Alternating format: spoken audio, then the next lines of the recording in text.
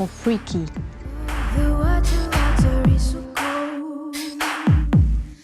Ça remonte à peu près à 1 an et demi, quand je suis allée dans des clubs de travestis à Londres et que j'ai rencontré mes alter ego scéniques et que je me suis dit, c'est ça que je veux faire. Je veux faire de la pop et en même temps, je veux être assez kitsch et je veux porter des paillettes.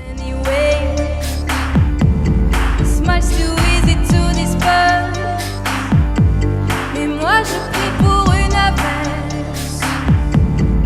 For you to see my heart. Après, moi, j'ai des influences assez théâtrales ou cinématographiques. J'aime beaucoup le travail d'un homme de théâtre qui s'appelle Pippo Del Bono. Et j'aime aussi beaucoup David Lynch pour changer, pour être original. Côté musique, j'aime bien David Bowie. Et j'ai eu ma période Björk quand j'étais très jeune.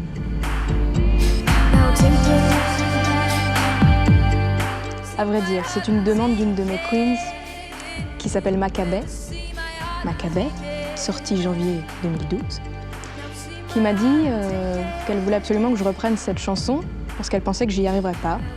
Elle m'a dit, tu vas te casser le nez sur cette chanson. Et je l'ai écoutée, je l'ai trouvée, j'ai beaucoup aimé cette chanson et j'ai essayé de m'y confronter et puis finalement j'ai gardé cette reprise. Donc merci Maccabée.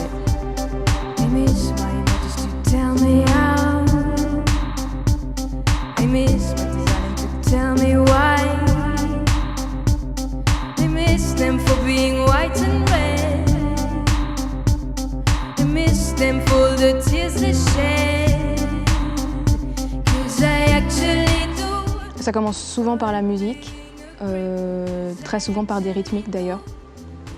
Et puis ensuite, j'improvise, je chantonne, jusqu'à ce que j'ai l'impression de trouver une mélodie que j'aime. Et puis après, les mots viennent toujours ensuite.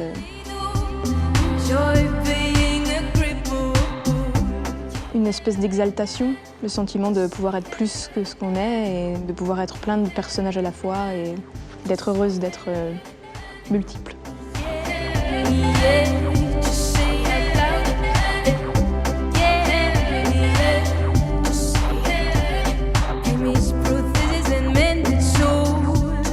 C'est comme une histoire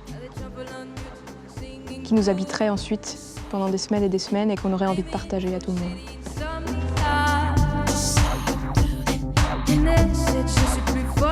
J'aimerais qu'ils me disent ne redescends jamais, continue à rester dans tes fantasmes.